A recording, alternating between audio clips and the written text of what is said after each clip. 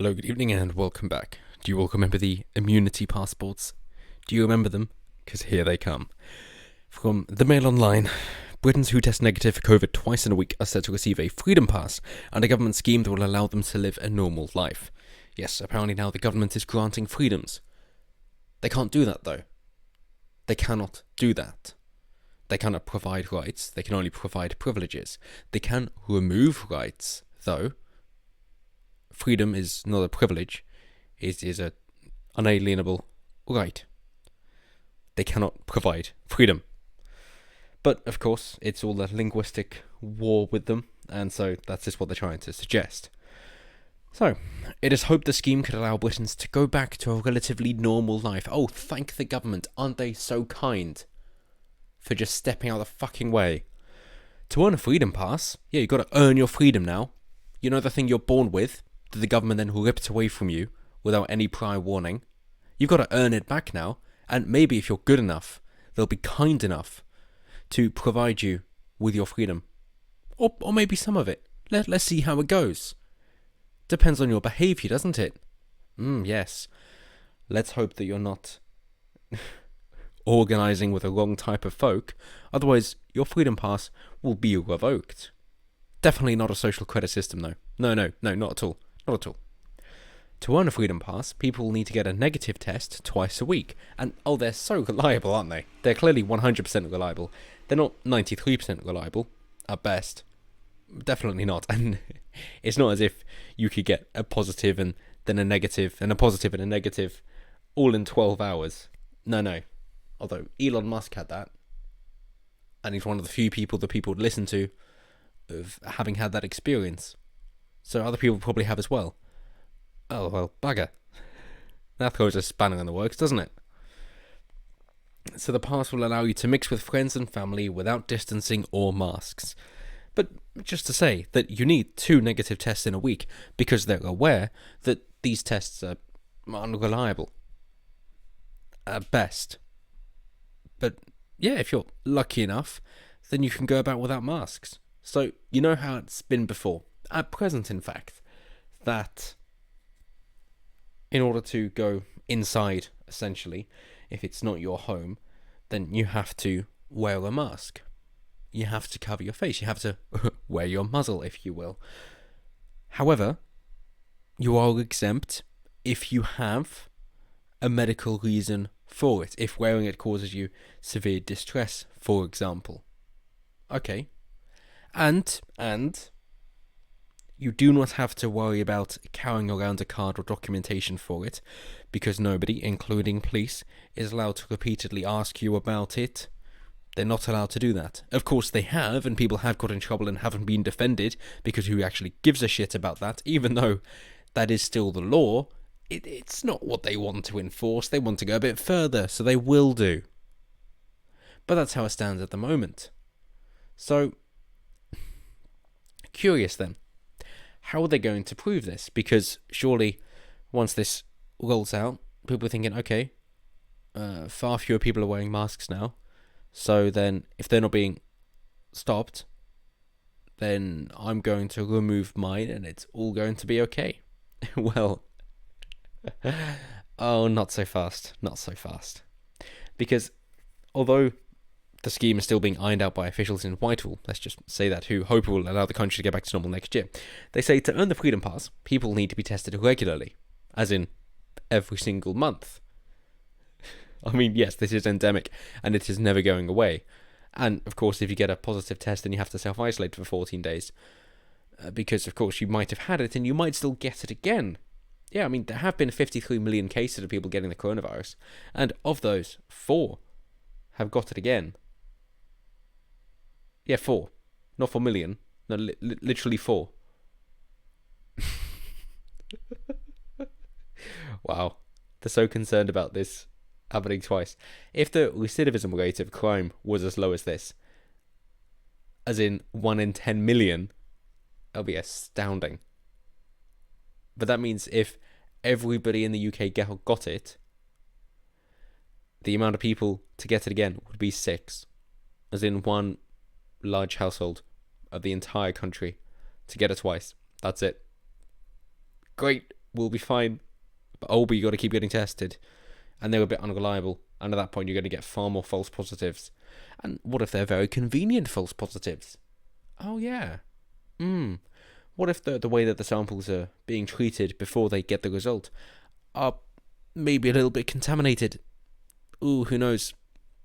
That's not going to be good, is it? And of course, they know who they're going to be testing because they know when your number's up in order for you to be tested again. So you could find yourself being in a very unfortunate position of, oh, it's such a coincidence that the political dissidents keep getting positive tests. But provided the test come back negative, they will then be given a letter, card, or document they can show to people as they move around. Yeah, papers, please.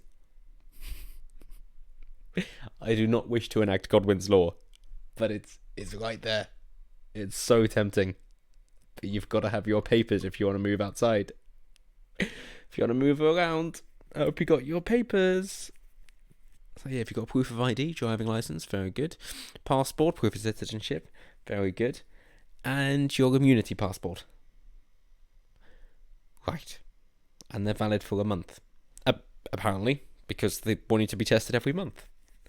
So the certificate will be stored on a phone, according to sources, and would allow people to live a relatively normal life until the government's vaccination program gets up to speed. How would that change? And if it's stored on your phone, what if you don't have a smartphone? Because you don't wish to be distracted by social media and the like.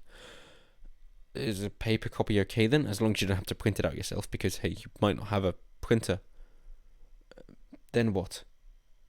Because when it comes to digital immunity passports, we all remember what Bill Gates has been working on, which is just to embed it under the skin. And this isn't a conspiracy theory. This is legitimately put forward.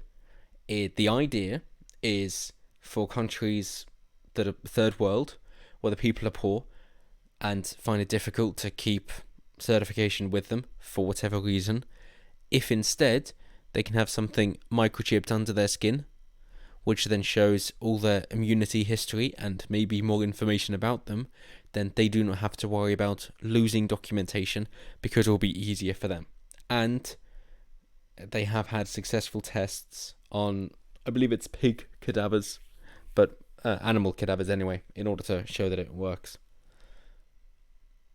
That is what is openly accessible without having to do some spurious research or journalism into it.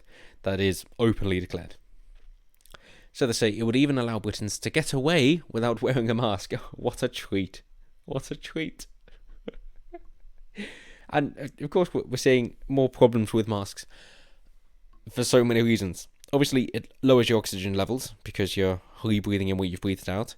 It isn't washed well enough, which means then it's just damp and full of your own viruses and bacteria, and it then leads to lung infections. It really does.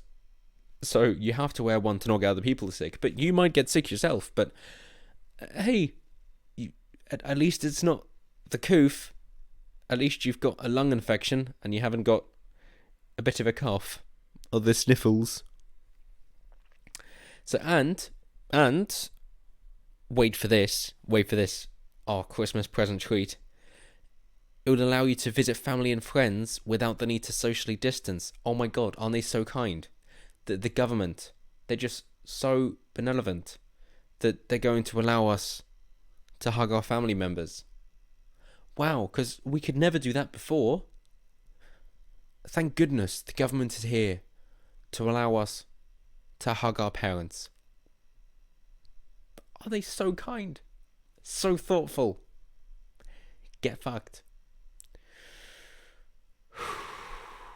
So a source told the Telegraph they will allow someone to wander down the streets, and if someone else asks why they are not wearing a mask, they can tell them to fuck off. No, sorry. They can show the card, letter, or an app. Yeah, if you're worried about your fellow people ratting on you. It comes after former Health Secretary Jeremy Hunt threw his backing behind the Freedom Pass concept. Why do they give them these stupid names? Surely this is just a bit too obvious, calling it a Freedom Pass. That is going to raise far too many eyebrows. Why don't you call it an immunity passport? That sounds far better. I think at this point they're failing at the linguistics game.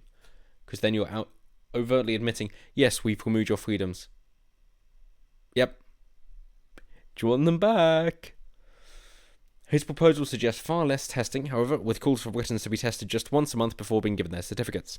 The former Health Secretary has called on ministers to come up with proper incentives for people to get tested, self-isolate, and to receive a vaccine. What are these proper incentives? Could it be like from the 1853 Vaccination Act that we previously saw in the United Kingdom, where the parents were fined £1. It was £1 if their children weren't vaccinated. Or could it be like in Australia with the no jab, no play, so children weren't enrolled into schools? Or no jab, no pay, that you couldn't get paid or work in certain professions or get a job if you hadn't have the pre-approved vaccinations? Or several other European countries, including Italy, that have mandatory vaccination laws. Could it be something like that? Seems like it could be, given that they're willing to spend £100 billion in order to make it happen. 100 billion. Wow. That's staggering, considering just yesterday we're talking about raising tax rates. And in Slovakia, of course, even with the coronavirus, they've got their medical certification. But that is where we stand.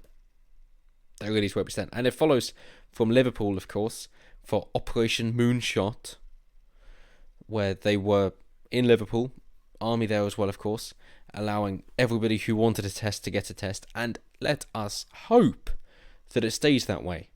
That it is just everybody who wants a test can get a test, and not that everybody has to get a test. And yes, it is of course the soft power idea to say that, well, you don't have to get a test, we're not going to force you. You don't have to get a vaccine, we're not going to force you. That's fine. But if you don't, then you're not allowed to go to the shops. You're not allowed to go to work. You're not allowed to collect unemployment benefits. It's just easier to get vaccinated then, isn't it? Yeah, you might as well. It's for your own good. And I'd really rather not. Because when people are saying, oh, well, it's clearly safe, the side effects are negligible. Well, the long-term side effects, of course, have not been studied, which includes things like sterility, infertility, and I'd quite like to be able to have a family and hopefully be able to raise my children in a world that is more accepting of individual differences and the enjoyment of freedom. So I guess the way that the UK is going, as much as I love my country, and I do love my country, it all depends on the final certification in the US. America seems to be the last bastion of freedom, and if they go, then we all go with them. So, Godspeed, Trump, because we're counting on you. But, as always, let me know what you guys think down below. Always intrigued to hear what you guys have to say. How likely is it that it will be enforced? Hard power of forced vaccinations, and soft power of not being able to do things unless you have one of your immunity passports or freedom passes. Always intrigued to hear what you guys have to say. Thank you very much for liking, commenting, sharing, subscribing, all that good stuff. And until next time, have a good one.